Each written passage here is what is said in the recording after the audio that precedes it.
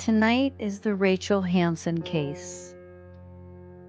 Remembering that all souls are here to learn, to evolve, to be of service to the self and others. What would Rachel like to tell us tonight? What would Rachel like us to learn tonight?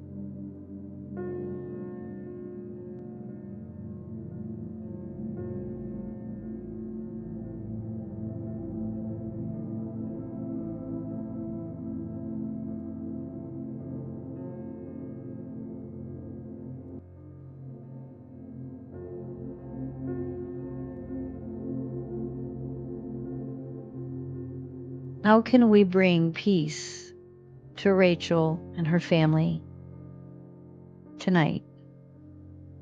3 deep breaths. Deep inhale through the nose. Exhale, blow it out. Deep inhale through the nose. Exhale, blow it out. Deep inhale through the nose. Exhale, blow it out. Using your intuition, let's honor Rachel by connecting to our higher selves so we can hear her, feel her, and relay whatever message she feels we are ready to hear.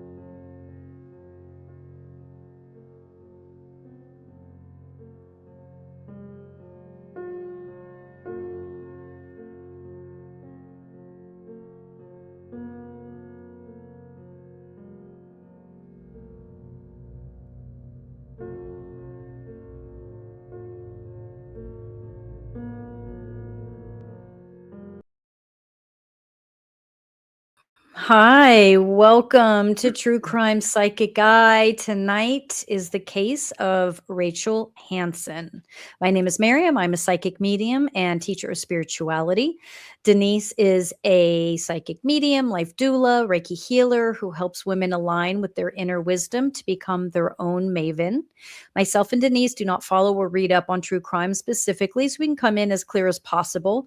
Of course, many cases are very high profile, so if we have read or heard about the case, this will be shared at the top of the episode. New case to both of us tonight, correct? Yes. Yep. Yep. And please meet the newest member of our team, Jen. She's our researcher. She will be assisting with pre-show prep and on-the-fly live research. You can see a tiny little box of Jen right there in the corner. Before we get into it, Denise has an upcoming workshop that I think some of you may be interested in. If you're a woman watching tonight, I want to quickly share with you something Denise is offering that I think you guys will really love. She's hosting a free Spring Equinox masterclass called Becoming Your Own Maven. The Spring Equinox is the moment when day and night come into balance. And for centuries, it's been seen as a time of renewal and new beginnings. In this class, Denise talks about how women are deeply connected to cycles and rhythms, just like the moon and the seasons, and how understanding those rhythms can help us reconnect with our intuition and our inner wisdom. It's not about someone telling you what to do with your life. It's really about creating a space where women can slow down, reflect, and start hearing their own answers again. If you've been feeling like life has been moving fast or you're wondering what the next chapter looks like, this could be a really beautiful place to start. The class is Tuesday, March 18th at 6 p.m. Pacific Standard Time, and it's free. The link to sign up is in the description if you would like to join. I didn't put it in there yet, but the second this is done, before we jump on our Patreon page, that link will be there. You guys can also, if you're interested, put something in the comments. We'll make sure to go back and grab that. Also, join us over on, go ahead. It's Wednesday, March 18th. Wednesday, March 18th. Yeah. This week. Yes. Okay. This week, yep. Wednesday, March 18th. Go ahead. Yeah. Well, because you had said Tuesday, March 18th. I'm like, nope, Tuesday's tomorrow because today's only Monday. So, thank you. It's just been going so quickly. It's been Thank wild. you for catching that. Okay. So, comments. If you're interested, let us know in the comments, and we will also have it in the link. The link in our description here after the show. It's this Wednesday, the 18th, 6 p.m. Pacific Standard Time. 6:30. 6:30. All right. Join us on Patreon. We will have our live post-show discussion right after this tonight for our Patreon members. Due to the diversity of our work, you will notice we'll have multiple tier options over there. We have Behind the Hauntings, Paranormal. We have True Crime. We have our weekly soul support where you get a detailed tarot read at the top of every week from Denise. Some teachings from myself will be slipped in there. We just added a new tier. It's meditative moments, free, not free, $10 per month, live meditations weekly. If you are already on True Crime or Behind the Hauntings, that's an added benefit for you. Tomorrow night, 5:30 Pacific Standard Time, we start that. All of the tiers have many different choices. So if you're just True Crime, you don't like anything else, you have that option there also. It's only $15. So let's keep going. One more thing. Denise and I have a new show, and that is starting next week. We will be alternating True Crime with Pop Therapy. Pop Therapy is a hybrid show where some of it is pre-record to open the show, and then we will be there live to discuss and expand on the show. This will start next Monday, 6 p.m. Pacific Standard Time. Pop Therapy is where pop culture meets higher consciousness, where we decode celeb drama with depth. Denise and I needed something light. We wanted to be able to help in a way that is light and fun, but also still teaching and still doing the work that we love. And Pop Therapy gives us that, where we can laugh. We can talk about people's lives in a way that is healing and constructive and supportive. It is a show that is always positive.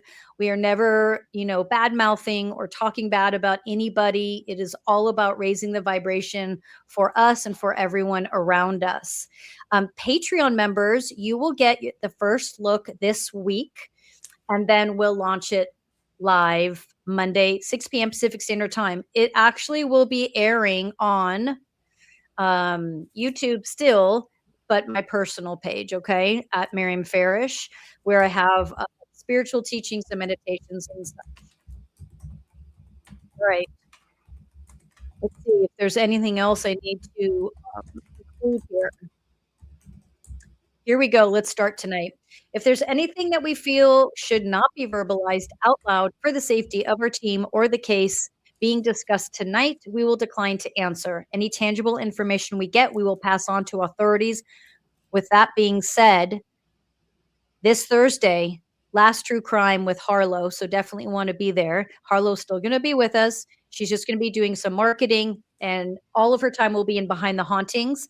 But the following Thursday, I will be with a private investigator live, and we are going to be going over some cases of hers that she needs some help with. So that's going to be really exciting. I'll get you guys more info on that Thursday night. Tonight's case is Rachel Hansen. As you know, this is a 2022 case involving a home intruder, drawing attention due to recent updates in the investigation. She was only 19 years old when she was shot and killed in her own home. This all happened in Gilbert, Arizona. Denise, where in Arizona? Oh, you don't have, sorry, I was about to say, where in Arizona are you? Give us your address. Sorry, shouldn't do that. But you are somewhere in the ethers of the desert too, right? Yes, I am.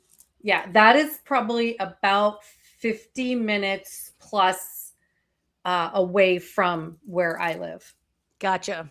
Depending on traffic. So this is somewhat close to home. We are going to open tonight with 2 questions that we got from one of our loyal Patreon members, Megan. We're going to start with her questions first because that's what we do. Her first question is, How did the shooter gain entry into the apartment? There are conflicting reports that the door was kicked in versus the killer had a key or the door had been unlocked. All right. I'm going to try to just jump in and remote view this sucker because it's so bizarre. Mm-hmm.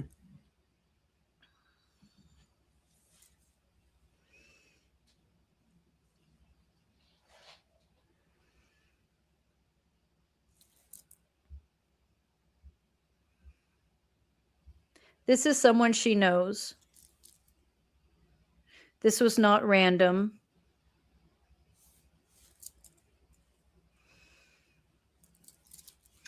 How did the shooter gain entry? Did you, Jen and Denise, you guys were talking earlier about this picture. I'm looking at the pictures now, FYI. The pictures where the door was kicked in. Is that a accurate picture or? Yes. So the door that's kicked in is an accurate picture of her bedroom door.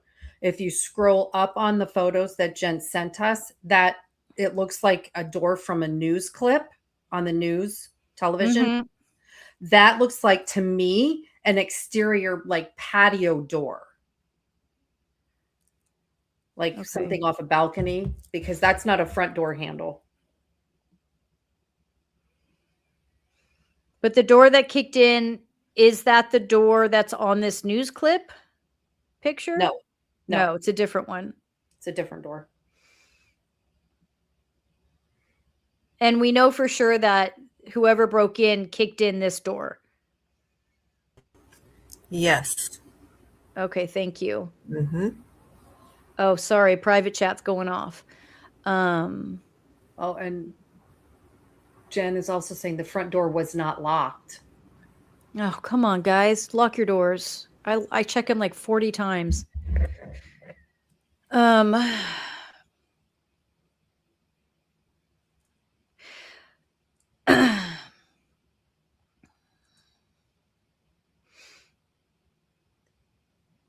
Gilbert does happen to be one of the top 10 cities for safety and families to live in the United States. So I think there might have been a false sense of security living in that community, perhaps. I don't feel the boyfriend specific, he didn't do anything or have anything to do with it. There was is this the boyfriend she was supposed to marry? Yes. Joette is her fiance. And there was his father was somehow questioned, or? Actually, his father and Rachel had an altercation 6 weeks prior. He has never been investigated by the police. He will not come in, and the police said that they can't force him to come in for questioning.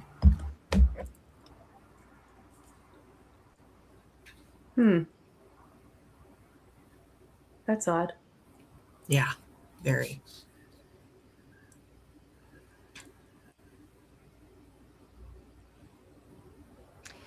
Okay, hold on. Just give me a sec here. I want to get in here. I want to get in, but I have to put this down to do that.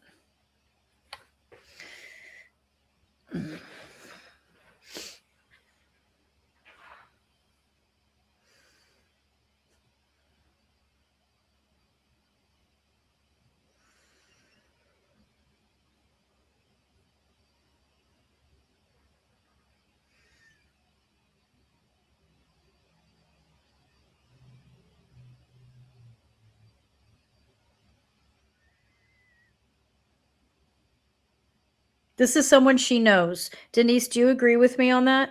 100%. Or no? Oh, good. Okay. So let me see if I can get in. It's not the boyfriend. You agree too? Mm-hmm. Okay. I do agree. Yeah.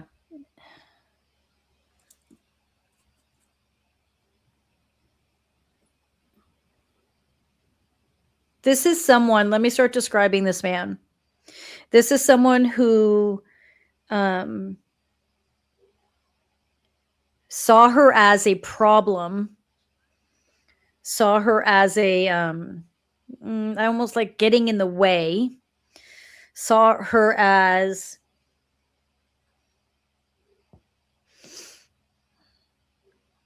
a distraction.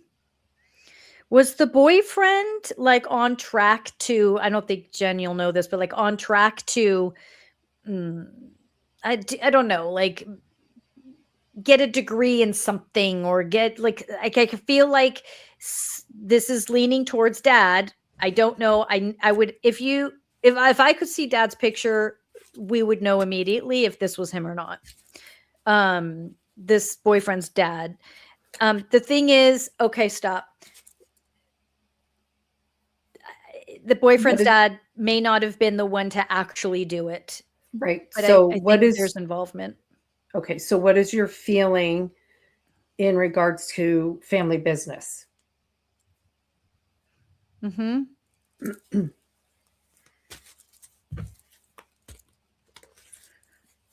Do you know what kind of family business?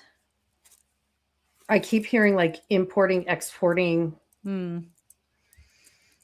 Yeah, it feels like there's some sort of elitist behavior behind it. Like, yeah. Like jewels or precious stones, like, but that's not the only thing they do. I thought wine. Okay.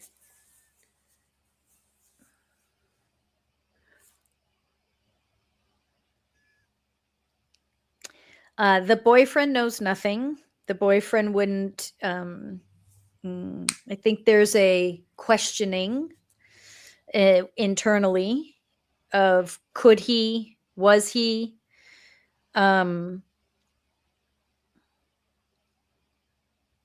everything's pointing towards whether he literally did it or hired, or this was not random.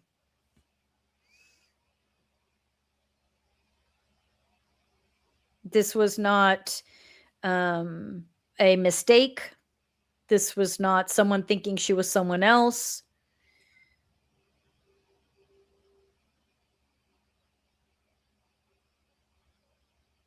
The question is, why did she say, I don't know who is in my home? And I know that one of the questions is, I want to get, let me answer this. How did the shooter gain entry into the apartment? There are conflicting reports that the door was kicked in.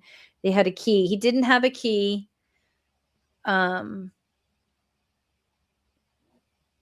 mean, obviously, if there's a picture of a door kicked in, he kicked in the door at some point, right?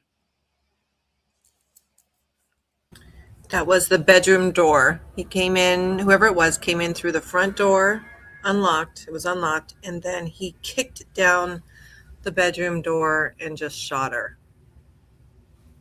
and left. Okay, so that answers this question. Considering Rachel had not lived in this apartment very long, was this the case of mistaken identity? Okay, and then we answered that. No. In Discovery here, there's this black shadow, right? Was the shadow that, I don't have my glasses, but here, I'll tell you. Yeah. Yes. So what happened was the first night that she was back in her apartment, she was sleeping in the bedroom and her door opened. She looked up, there was a dark shadow, and then the dark shadow fled. When she went out there, there was a jar of pickles on the counter, but no one was there. So because of the history of the subletter who was formerly living there 2 days prior, she just figured, oh, it was someone who just came in and was looking for the subletter. So. And the jar of pickles she didn't put there is right. Yeah, that was just a strange little tidbit of like someone came in and then they left a jar of pickles. So is there any information on why she had sublet the apartment? Yes. She got a job opportunity to go work at this ranch about 30 minutes away, training horses, and she could take her horse. So she sublet her apartment to some random person online named America. And Yeah, she let her live there for 6 months. Then when do you want me to continue telling you the full story, or do I just? You can go ahead. I'm okay Okay. if Denise is okay. Yeah. Okay. So she was working at Queen Ranch, and then things got into a little situation at her job. There was a dispute or a problem with a deal that was happening, and so they actually fired her abruptly the end of May, and that's why she had to come back to her apartment.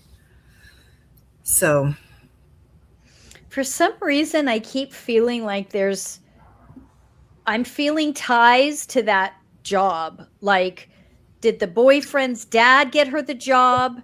Like, I feel like everything's somehow. It's all woven. It's all interconnected. Mm-hmm. Yeah, that's how I feel. And there's no info that he was connected to the job, but there's definitely was a strain between her boyfriend's dad and her, or her fiance's dad and her, because her boyfriend and her dad were like shadows of each other. They went everywhere together. And so the dad was not thrilled because then they became engaged. He was needing to compete for time with his son, with Rachel. This is per his ex-wife. Mm-hmm. I don't feel the subletter had anything to do with anything. The black shadow was someone scoping the place out, and there was like a cockiness to that pickle jar. There's like a cockiness to it, like I see you. I'm here. I'm watching you. Yeah. I do feel though that Rachel is still very sad. I felt that during the meditation. Mm-hmm. Because she truly loved her boyfriend and was very confused by why this would happen. I do believe she did not know who shot her. I think it was some random person that was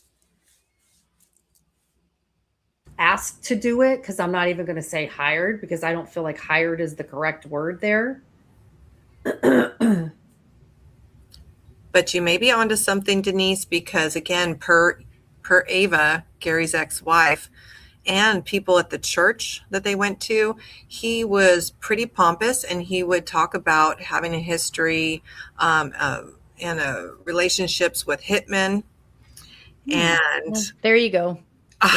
Yeah. He orchestrated it, but because even though he was arrogant and full of himself, he still had a good standing in the church community because he did a lot for the community. Crazy.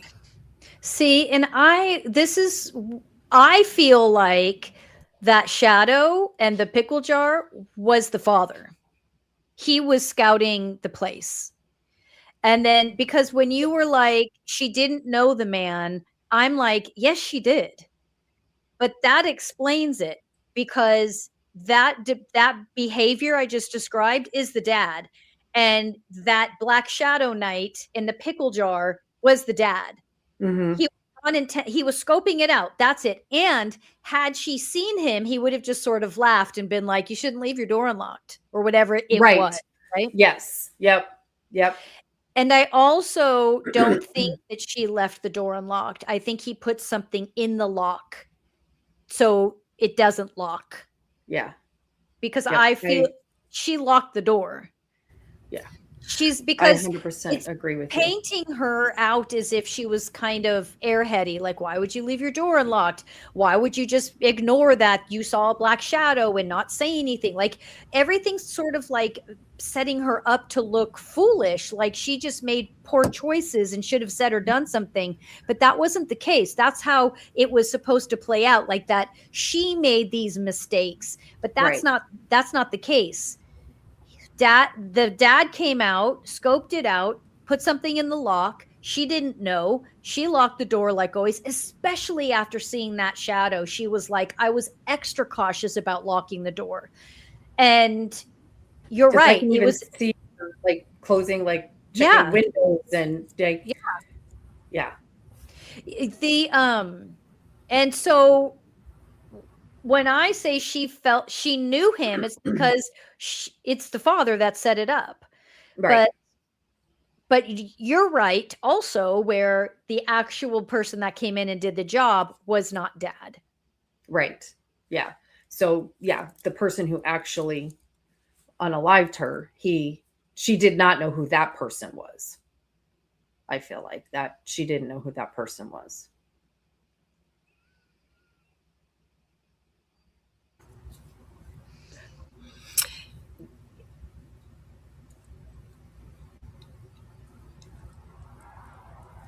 There's a lot of masculine energy running around there, like in the apartment. You know what I mean? Like I think they had I feel like they had gone in and out of there even when she wasn't home. Mm-hmm. You know, like they were just really like moving things, like just to F with her. Like, oh, I thought I put that away. Oh, why is that over there? You know what I mean? And Mm-hmm. because she had only just moved back in, you know, she's like, oh, well, okay, maybe I did. You know what I mean? Because it was, Mm-hmm. she had, when you're trying to get reestablished, I mean, you just moved not that long ago. You're trying to, "Oh, why did I put that there?" You know what I mean? It's like, Mm-hmm. and I think it was that. I think they had been kind of going in and out when she wasn't around and Mm-hmm. just messing with her.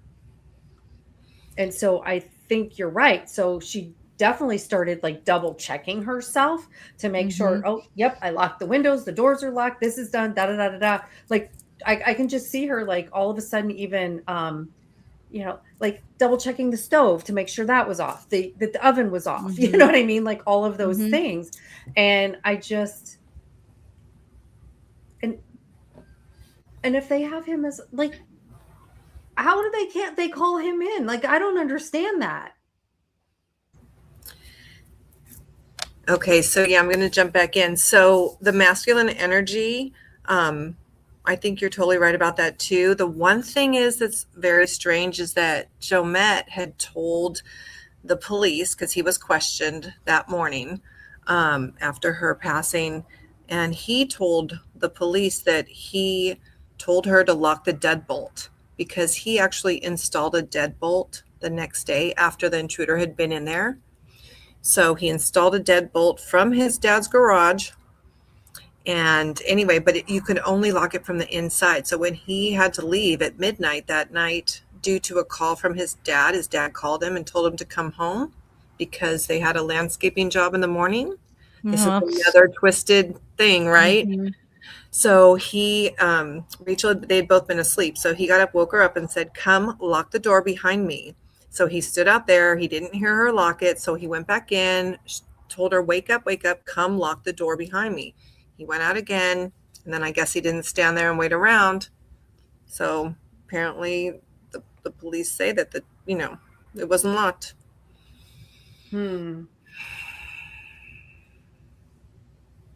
So that's interesting, right?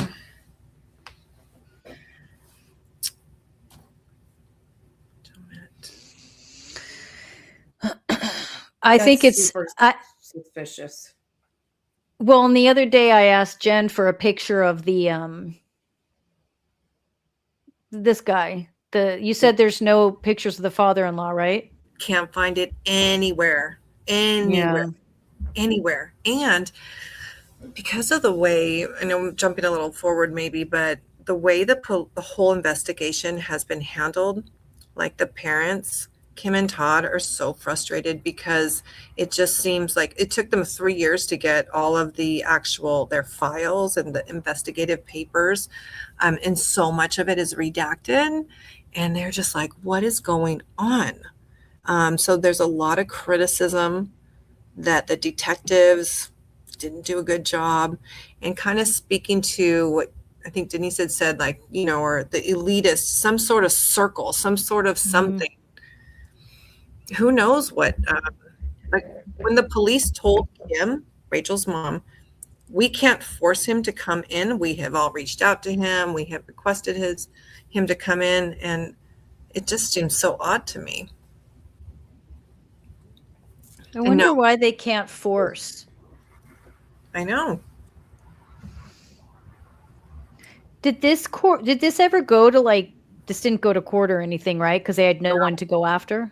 No. And as a matter of fact, Gilbert Police Department said it was an inactive case.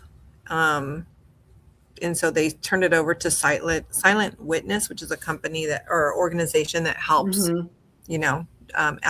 raises funds and takes anonymous tips to help break these cold cases or, investigations. So I don't know. So I'm looking at the floor plan here, Jen, that you also sent. Mm-hmm. And where was the front door? Is that those two things that are in the living area? Let me pull it up real quick. Interesting. Locks generally come with 2 sets of keys, and the locks were made in the father's garage or something. It was a deadbolt that he had. Yeah. Found. Let me see. Hold on. Yeah, I mean, someone messed with it, so it didn't lock, or he had access to it. I believe the entry area is right at the bottom, in the dining area. See the door next to the closet? Oh, yep. Okay. Straight to the bedroom. And then, Gotcha. Yeah.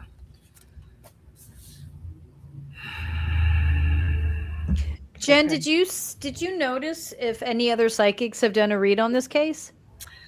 I didn't actually look specifically for that. I did watch, there's about 3 different podcasts I watched about it to verify information and details. And what did they said? Did those podcasts, did anyone have any, did they say anything similar to what Denise and I are saying?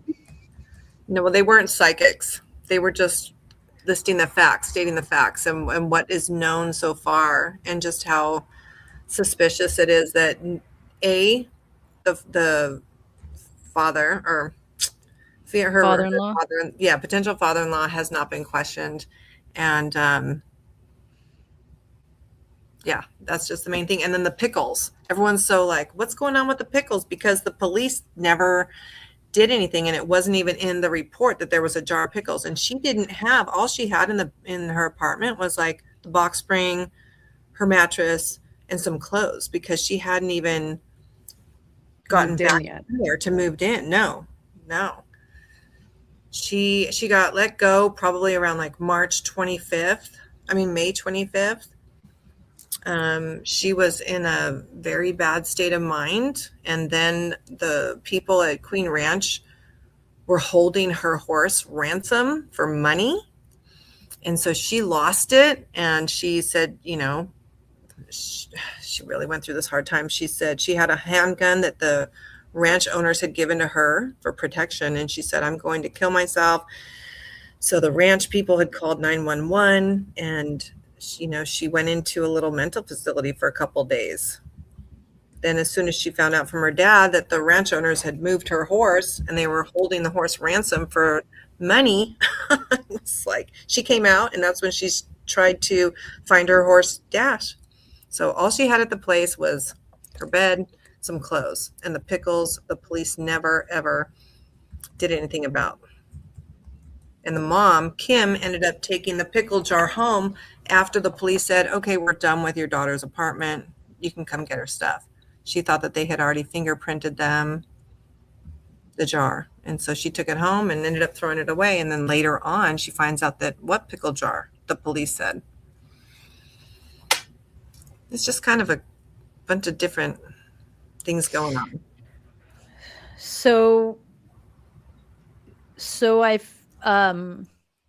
I feel like so when we look at the so let me just recap what we felt and came up with. is the father-in-law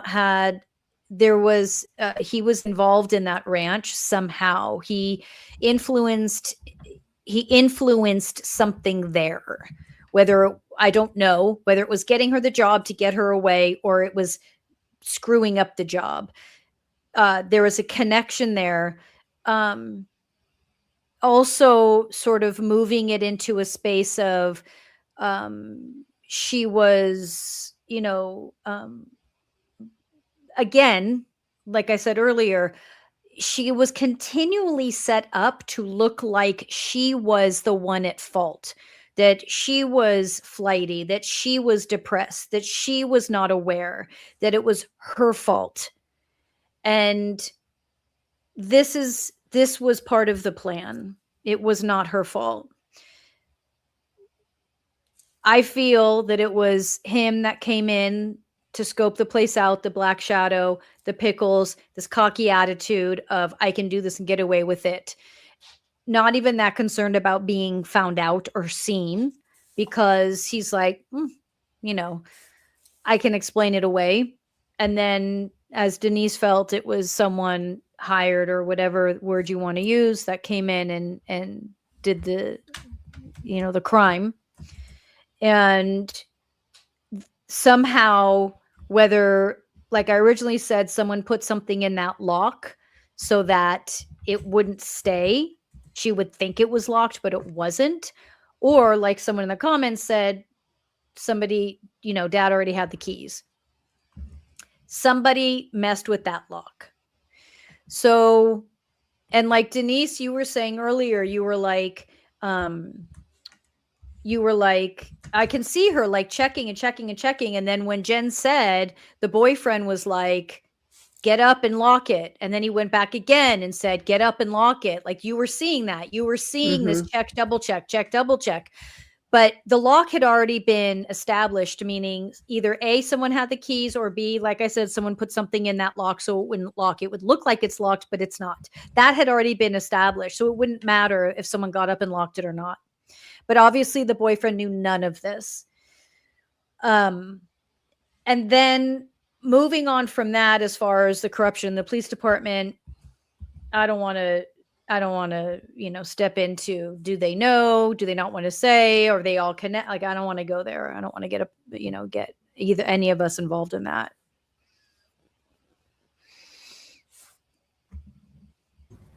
Yeah, for sure.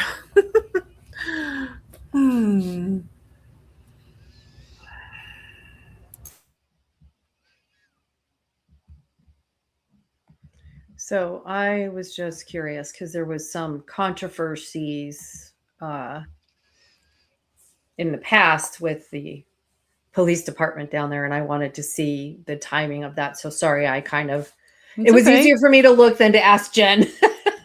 And there was a lot of controversy back in 23 and 24 with the police department and their inadequacy of handling teen crimes and various different things like that. So there was a lot of nonsense going on down there for a while.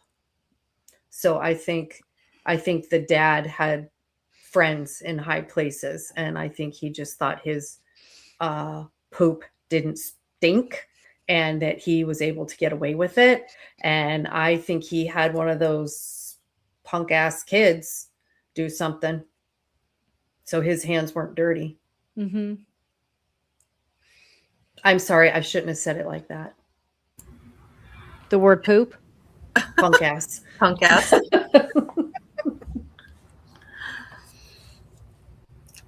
Yeah, even AI could not find one picture of him. He scrubbed that. Information, yeah, no address, no nothing, no anything. And I'm like, this is so okay. He's protected. Yeah, absolutely. Yeah, Christina, you're absolutely right.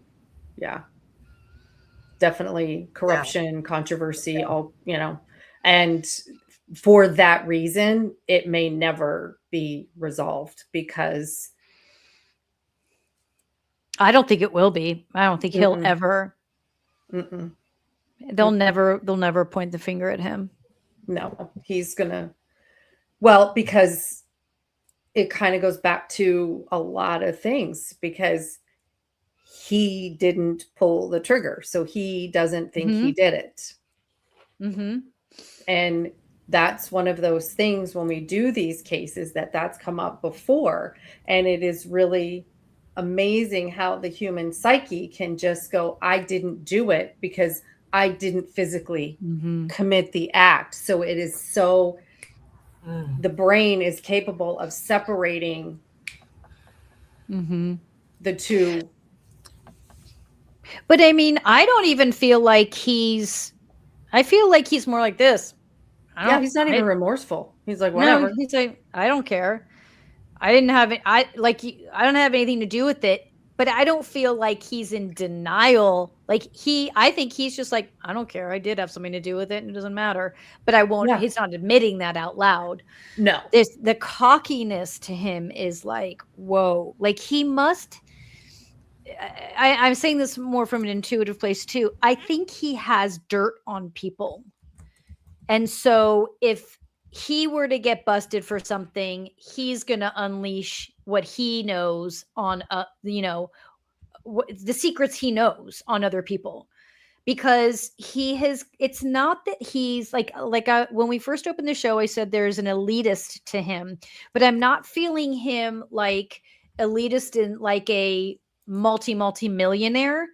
It feels like an elitist in the sense of he's created his own protection, like he do it like that in the sense of like, I meet people and I kind of scope out and I know what how to leverage. And he's done that his whole life, and he's leveraged because of it. And he's sitting in a really good place where people aren't going to call him out because he has too much dirt on others. And to me, that's the intuitive information. Not sure why that word was so hard. That I get on, like, if we're talking about corruption, if we're talking about elitism, it's like he's not checking the boxes of a wealthy guy that's well connected and knows everybody. It's not that. It's like he came up from behind, knows how to work people, work the system, and just like I feel like he's really nestled in a real good spot. He's never going to get caught. No. And it's really sad for the family because there won't be closure from that perspective. I mean, obviously, and sadly, they've had to bury their daughter in whatever fashion they felt comfortable doing. And at the same time, there's not going to be a perpetrator caught in this case. It will go unsolved because the fact, like, I realize, because this is what we're doing. My human side is like, the rest of us would have been drug in by our ears. Like, how is it this guy's like, yeah, I'm not coming. And you're not going to make me. And then that's the response the police give to the family. Like, I just can't even, humanly wrap my brain around that because I said, I mean, we would not have had that luxury. They'd be like, I know. Oh yeah, you are, and off we'd be going. Yep. Yeah, I think so too, Christina. I think there is some little woven. Yeah, that's true. Oh, interesting, Big Kitty. Oh, sorry. Go ahead. Big Kitty said, I think the ranch is shady. I tried to volunteer there when I lived in Arizona, but did not get a good vibe. Never followed through with volunteering. Oh, wow. No kidding.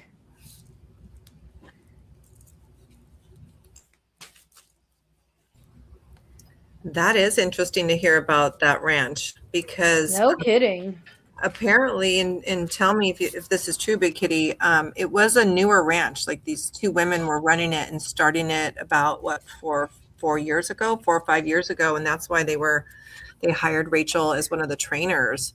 So let me know if the horses seem neglected. Oh, was your time frame within the past 4 years? Just curious about those people. And hi, and Tira.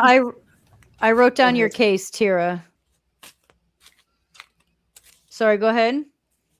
I was like, what town was this? Was it in Gilbert, Big Kitty, or was it in Queen Creek? It's 30 minutes from Gilbert. Let me see. I have the map. Let me find. I'm pretty familiar with the Southeast Valley.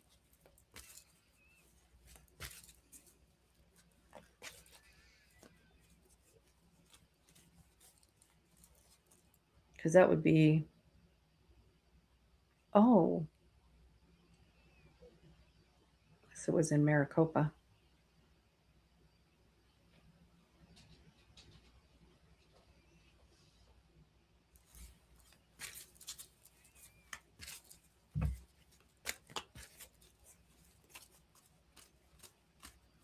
Did you already find it, Denise? I'm still looking it up. Oh, come on, here it is. Oh, Oh no.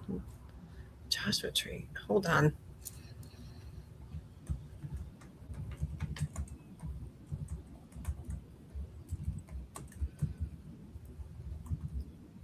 Okay, I'm getting close. Okay, it is by Chandler yeah. Heights. It's in Queen Creek. I was Okay. right. Oh, okay. Yeah. Yeah. It's in the Santan Valley mountain areas.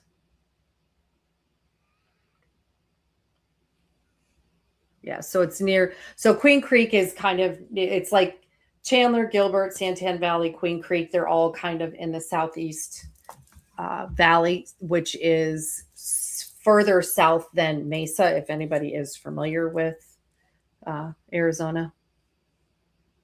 Because Mesa's pretty big. Doesn't it seem like so many of these cases that never get solved, like you have to, like if you, like it would be interesting to like get a bunch of different psychics to read the same case and see if everyone comes up with the same thing, that it's just corruption, rotting it's from the inside.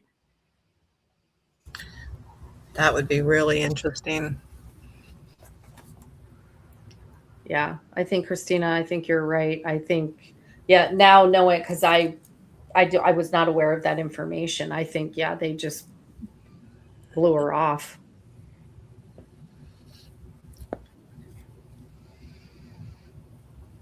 One more thing I want to share with you guys on this guy, Gary, is that he went to church 2 days after Rachel passed away, and he stood up there and he was witnessing, I guess, and he said, the Holy Spirit told me to call Jomette and tell him to come home. It saved his life. Like he was being like that in front of the church. Ugh. I mean, it makes sense though. Yeah. Mm-hmm. It suits his personality. Yeah. Mm-hmm.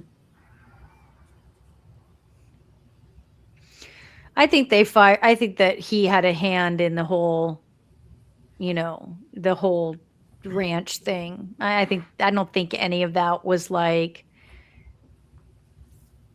personal. Completely innocent. Yeah. Yeah, I think there was a whole plan there because again, like what I said earlier is she was set up to look like she was the one that somehow caused it.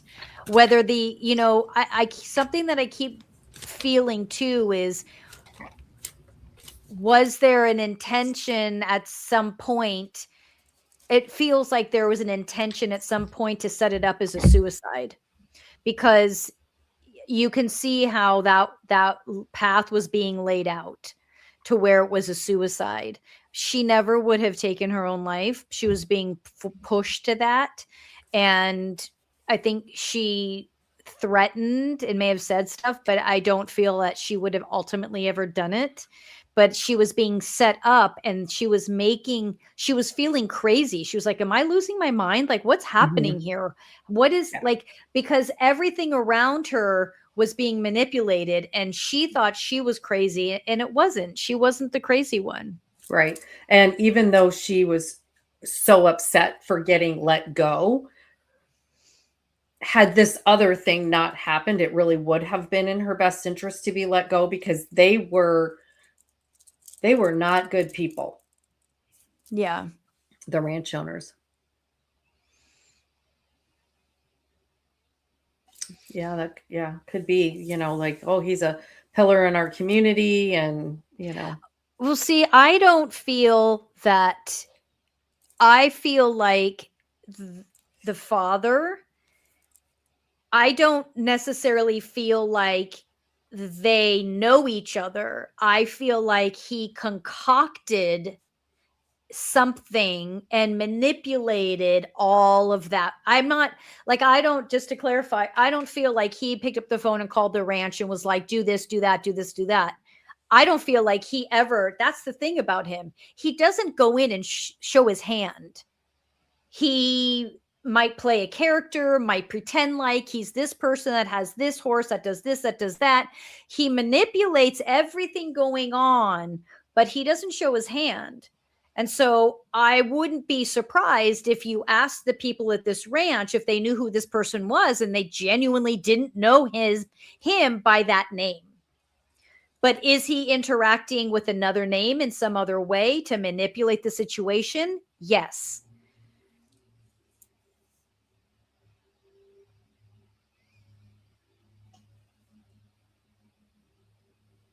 Well, the motive we know, Jen read that, which was the ex-wife said that he didn't like that the boyfriend and the girlfriend were so close. And in the beginning, before she gave us that information, I had felt that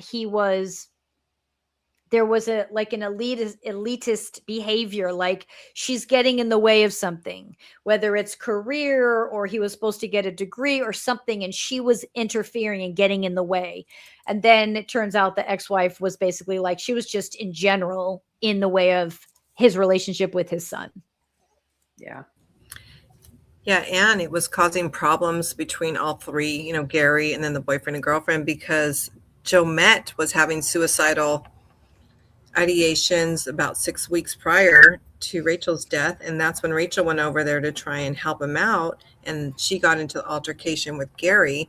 Gary said that because she blocked the driveway because he said he wouldn't go get Jomette for her, and so she blocked the driveway with her car, and he crashed into her car, and then he pulled her out of the car and said if she ever gets in his way again, that he would shoot her in the head. The cops were called. The cops were called on that. They came and yeah. It's very clear. And then, another little factoid that I found was, she passed about 2:07 when she called the 911 at 2:07 a.m. And when the officers arrived, there in the log from the reports that the family finally got, it said at 2:17 they had connected Rachel to Gary Bailey and the situation that had happened 6 weeks prior with the threat on his property. So they were well aware from the beginning of who Rachel was and the history there. But again, wow, that's just wrong. Yeah. So Violet, yes, obviously this father is a master at manipulation and mental abuse. The ranch is they were inexperienced because the ranch is a front for something else. They have about 2, maybe 3 employees that don't know that it's a front, and they're genuinely thinking they're working there, but it's a front for something else. Wow. Whew.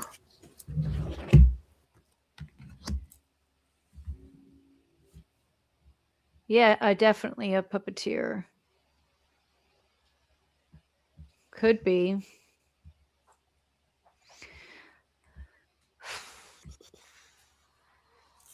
I think what's so well, I'll save it for Patreon. Yeah, so there we have it, right?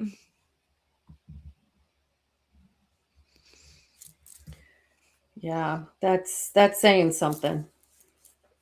Wanting to, I keep disappearing, wanting out of there immediately. Yeah. I mean, when you go into a place and you just can't even stand the energy, even if you want to do good there, you're like, yeah, this isn't going to work for me. Yeah. Yeah.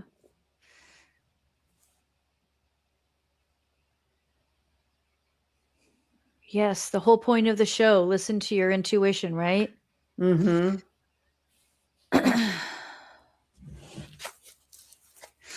All right. So what we'll do, Jen, and next week is pop therapy. Yay! It won't be here on True Crime, but you can come find us on over here. And then Jen and Denise and I, what we'll do is we'll make a list of our upcoming cases, keeping in mind that if anything sort of shifts and changes in between, then we might throw in some more current ones, something really current. Because isn't there the oh God, here I go. I don't remember the name, but some that pay. Is it Lacey Peterson? The boyfriend's in jail, and Harlow posted something on Patreon True Crime about they're doing like a documentary, or he's getting out. Oh, I haven't seen that yet. Let's see. There was a documentary August of 2024. Think there might be a new one? Maybe. I might be using the wrong name. It might be the wrong name. No, I don't think it's the wrong name. Anyway, whatever. Okay. We'll figure out. I have a whole list of everyone's case requests. Because we are going to go back to just doing 2 cases a month. We will have exclusive content on Patreon. Some of these cases may end up on Patreon just so we do them and you have a place to see them. But we'll let you guys know what that looks like. And yeah, so thank you so much for the engagement, for your intuition, your wisdom. Scott and Lacey. Yeah, that's the one. I think there's something new with it. Okay. I just looked it up, and he's serving life in prison without the possibility of parole. So I don't know what would be coming up. So that's totally wrong. Gabby Petito, we did. Hold on. Let me see what this post was, because that's bugging me. And because I thought, oh, that would be a good case to do.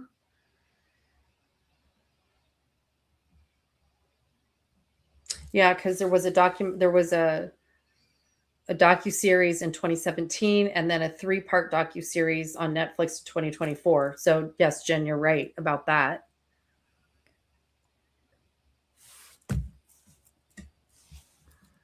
And then we'll be on here. Oh, A&E. Okay. A&E has announced they will be airing a 4-hour docuseries this summer. This special will revisit the Lacey Peterson case, focusing on the efforts of the LA Innocence Project, challenging the conviction. Conviction.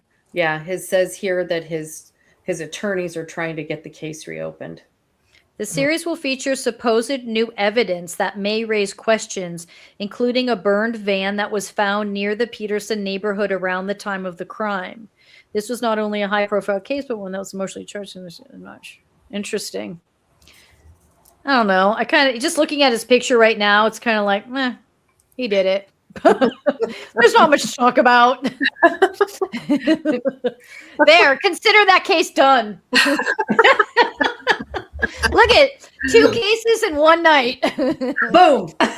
Boom.